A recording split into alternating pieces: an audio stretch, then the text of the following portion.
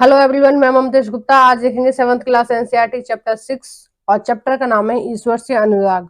और ये 2023 में जो चेंज हुए हैं एनसीईआरटी उसके अनुसार है 6 चैप्टर, और चैप्टर का नाम है ईश्वर से अनुराग।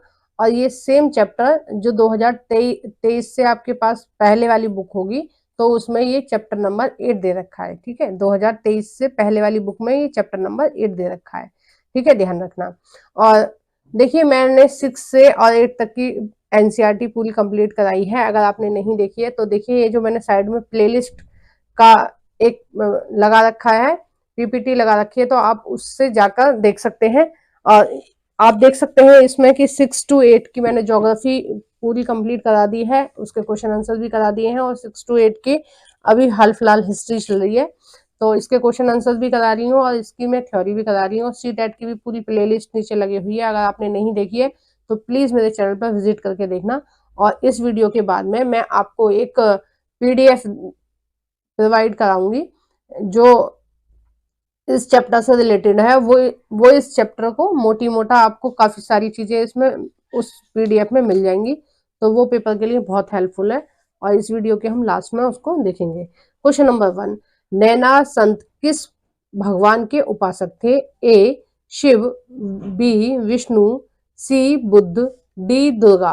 तो इसका जो सही आंसर हो जाएगा वो हो जाएगा ए, कि वो शिव के उपासक थे। देखिए, दक्षिण भारत में दो प्रकार की भक्ति शाखाएं चल रही थी। एक था नैनार संत जो शिव धर्म जो शैव को मानते थे, यानी कि शिव को मानते थे, और दूसरे थे अलवर संत जो भगवान विष्णु को मानते थे।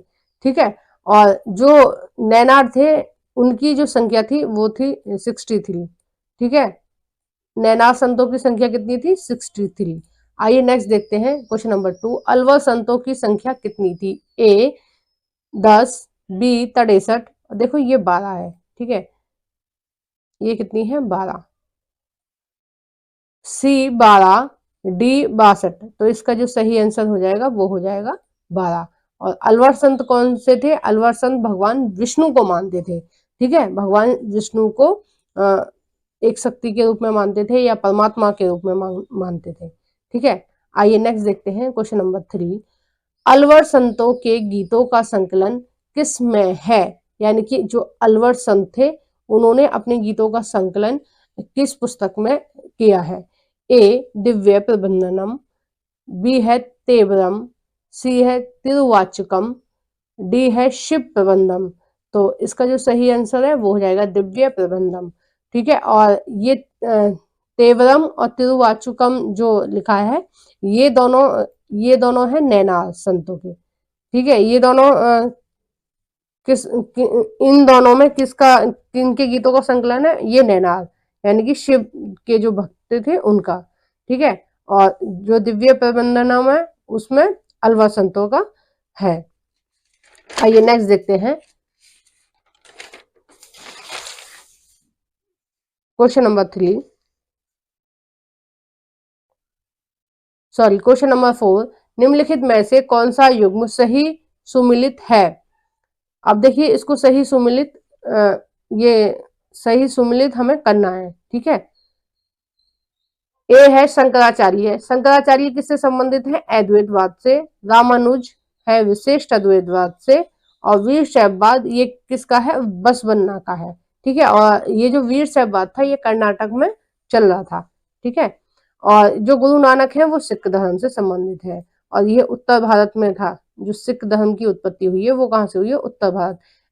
कुछ हिस्से आज के पंजाब और जो वर्तमान पाकिस्तान है वहां के लगभग का।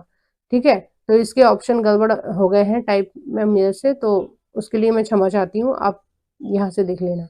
नेक्स्ट देखते हैं क्वेश्चन नंबर 5, मीराबाई निम्न में से किन की अनुयायी थी? ए रविदास, बी कबीरदास, सी तुलसीदास, डी हरिदास। तो इसका सही आंसर है ए रविदास। और जो रविदास थे वो जाति से चमार थे और मीराबाई इनकी अनुयायी थी। तो रविदास कृष्ण भगवान के बहुत बड़े भक्त थे, तो इनसे ही मीराबाई ने शिक्षा ली थी। और मीराबाई बहुत ही बहुत प्रसिद्ध थी रविदास से भी ज्यादा प्रसिद्ध हुई इनकी कृतियां मीराबाई की। और इनका जो परिवार था, इनकी जो शादी हुई थी वो राणा परिवार में हुई थी, यानी कि मेवाड़ जो था वो कहाँ था, राजस्थान में था ना, उस परिवार में हुई थी इनकी शादी। नेक्स्ट देखते हैं क्वेश्चन नंबर 6। निम्नलिखित में से भक्ति आंदोलन के विषय में क्या सत्य है? पहला है, भक्ति आंदोलन की शुरुआत दक्षिण भारत से हुई, बिल्कुल सही बात है। दूसरा है, शैव परंपरा को अपनाने वाले नैनार कहलाए, बिल्कुल सही है। और तीसरा है, शैव परंपरा को अपनाने वाले अलवर कहलाए, तो ये भी सही है। और चौथा है कि बौद्ध धर्म, चौथा क्या है, एक मिनट, ये जो गौण लिख दिया गया था ये गलत लिख दिया गया था, ठीक है, तो इसको हम हटा देंगे। बौद्ध धर्म ने जाति भेदभाव व मूर्ति पूजा को नकारा, तो ये बात बिल्कुल सही है कि जो बौद्ध धर्म था वो जाति धर्म ये सबको नकारा था। बौद्ध धर्म का मानना था कि सभी प्राणी भगवान ने एक समान बना के भेजे और हमें सबके साथ समान व्यवहार करना चाहिए, ठीक है।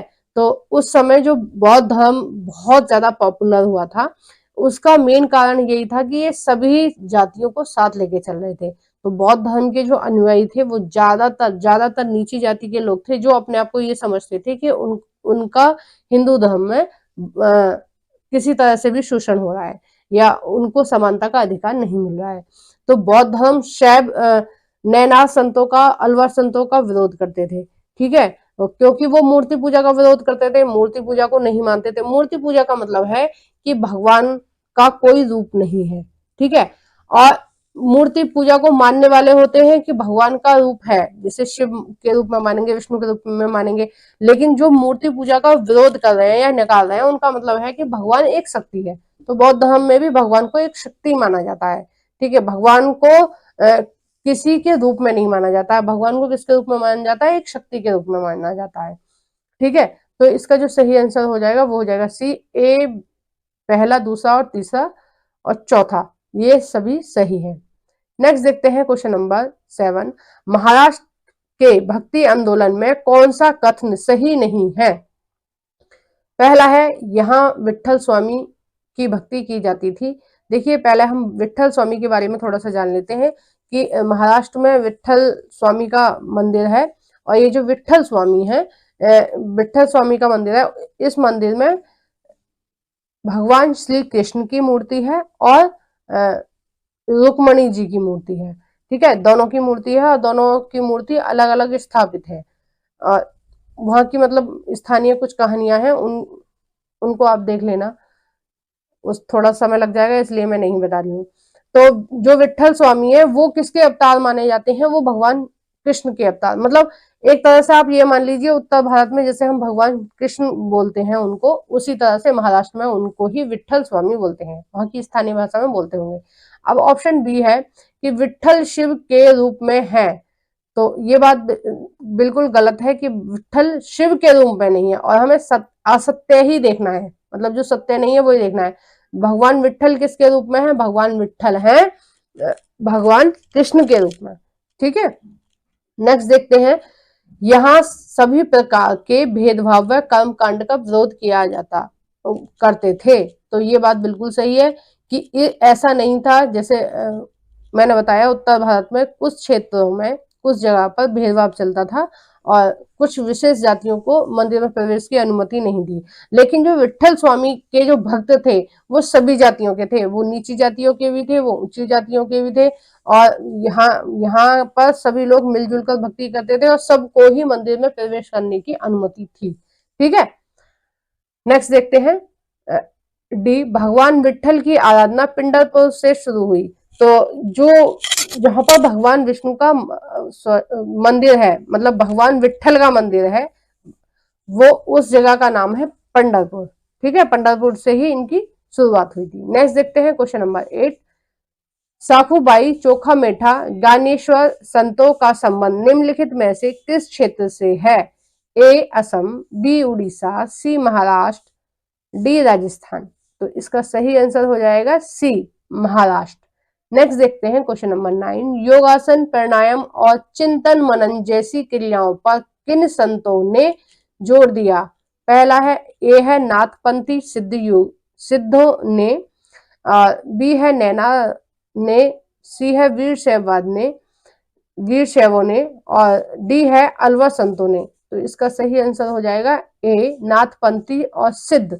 और आपकी बुक में योगी भी दिया हुआ है, ठीक है, ये एक हेडिंग ही है, नाथपंथी सिद्ध योगी, है ना। तो इन्होंने ज्यादा जोर दिया, इन्होंने भक्ति के साथ साथ इन्होंने भी भगवान को निराकार रूप में माना है, मतलब भगवान का कोई रूप नहीं माना है इन्होंने। इन्होंने माना है कि भगवान एक शक्ति के रूप में है। और इन्होंने योग आसन पर, प्राणायाम पर, चिंतन मनन पर बहुत ज्यादा जोर दिया है। और इसका एक प्रतीक हमारे रामदेव बाबा है।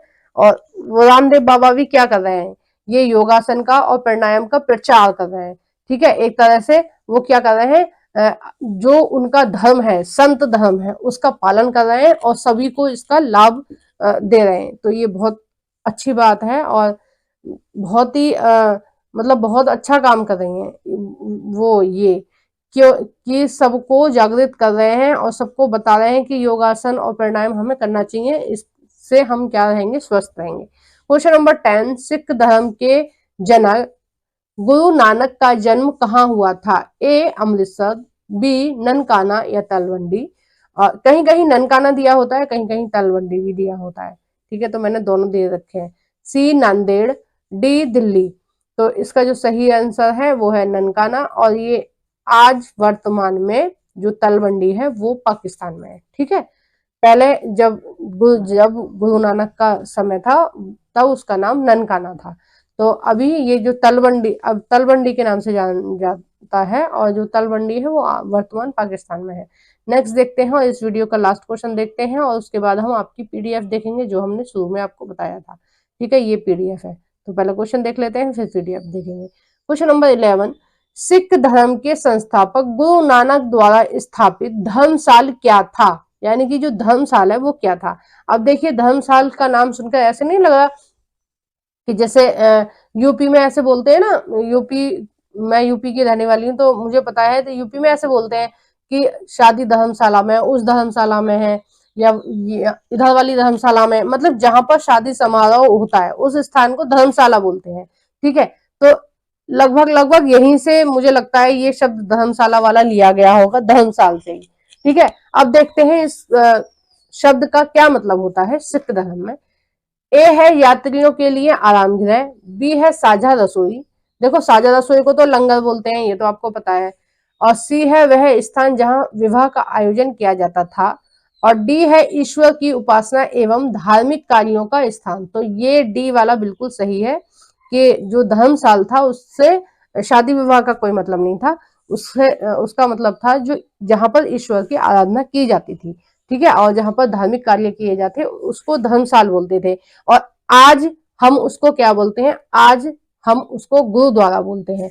जो गुरुद्वारा बोलते हैं आज, उसको ही जब गुरु नानक ने इसकी स्थापना की थी, गुरु मतलब गुरुद्वारे जैसी जगह की जो स्थापना करी थी, उनको पहले धर्मसाल बोलते थे, ठीक है। अब आइए देखते हैं पीडीएफ जो मैंने बनाई है आपको, पूरे चैप्टर में जितने भी संत हैं, संत और उनके स्थान बताए गए हैं इसमें, क्योंकि एग्जाम में मैंने कई बार यहाँ से क्वेश्चन देखे हैं कि कौन से संत कहाँ के हैं, तो ये आपको जानना बहुत जरूरी है। और मैं आपको ये सारे करा देती हूँ जल्दी जल्दी से। पहला है बाबा गुरु नानक, ये तलवंडी के हैं, पाकिस्तान में है तलवंडी। दूसरा है दादू, ये राजस्थान के हैं, मीराबाई राजस्थान की है, इनका विवाह राणा परिवार में हुआ था, मेवाड़ में, और मेवाड़ का है राजस्थान में। और चौथा है नरसिंह मेहता, ये गुजरात के हैं। शंकरदेव असम के हैं। सूरदास उत्तर प्रदेश के हैं। रामानंद उत्तर प्रदेश के हैं। और तुलसीदास उत्तर प्रदेश के हैं। कबीरदास उत्तर प्रदेश के हैं। रैदास उत्तर प्रदेश के हैं। वल्लभाचार्य उत्तर प्रदेश के हैं। यानी कि उत्तर प्रदेश में सबसे ज्यादा संत थे, उत्तर प्रदेश में और महाराष्ट्र में, ठीक है। चैतन्य देव उड़ीसा के हैं। एकनाथ महाराष्ट्र के हैं। तुकाराम महाराष्ट्र के हैं। नामदेव महाराष्ट्र के हैं। बसवन्ना कर्नाटक के हैं। रामदास आंध्र प्रदेश के हैं। परंदर दास आंध्र प्रदेश के हैं। तो ये सारी पीडीएफ आप अच्छे से याद कर लेना, और ये बहुत इंपॉर्टेंट है और एग्जाम में पूछे जाते हैं यहाँ से क्वेश्चन, इसलिए मैंने बहुत मतलब रात में बैठ के बनाई थी ये पीडीएफ। और हर जितनी भी इसके 3 पार्ट आएंगे, क्वेश्चन ज्यादा हो गए हैं, क्योंकि जो चैप्टर है वो इम्पोर्टेंट भी है और बहुत लेंदी भी है। तो इसके 3 पार्ट आएंगे, आप सभी पार्टों को ध्यान से देखना और उस हर पार्ट के पीछे एक आपको पीडीएफ मिलेगी, जिसको आप याद कर लेना, क्योंकि यहाँ से ही क्वेश्चन पूछे जाएंगे। अगर आपने चैप्टर नहीं भी पढ़ा है तो अगर ये पीडीएफ आप पढ़ लेंगे तो आपको बहुत हेल्प मिल जाएगी एग्जाम में जो क्वेश्चन आते हैं उनसे रिलेटेड। ठीक है, और आपको मेरी वीडियो कैसी लगी प्लीज कमेंट बॉक्स में बताइए। प्लीज मेरी वीडियो को लाइक कर देना, बहुत मेहनत लगती है इन क्वेश्चन आंसरों को बनाने में, मुझे 2-3 घंटे लग जाते हैं इन क्वेश्चन आंसरों को आपकी एनसीईआरटी में से बनाने में। तो प्लीज मेरी वीडियो को लाइक कर दिया करो, कम से कम क्वेश्चन आंसर वाली वीडियो को तो लाइक कर ही दिया करो, क्योंकि इसमें तो बहुत ज्यादा मेहनत लगती है, फिर इसकी टाइप में टाइम लगता है, तब जाके ये वीडियो बन पाती है, इसीलिए मुझे बीच में 1-2 दिन की छुट्टी भी करनी पड़ती है। और जो भी फ्रेंड आपके फ्री में एनसीईआरटी पढ़ना चाहते हैं उनके साथ प्लीज इस वीडियो को शेयर कर देना, और अगर आप मेरे चैनल पर नए हो तो प्लीज चैनल को सब्सक्राइब कर देना। Thank you for watching everyone.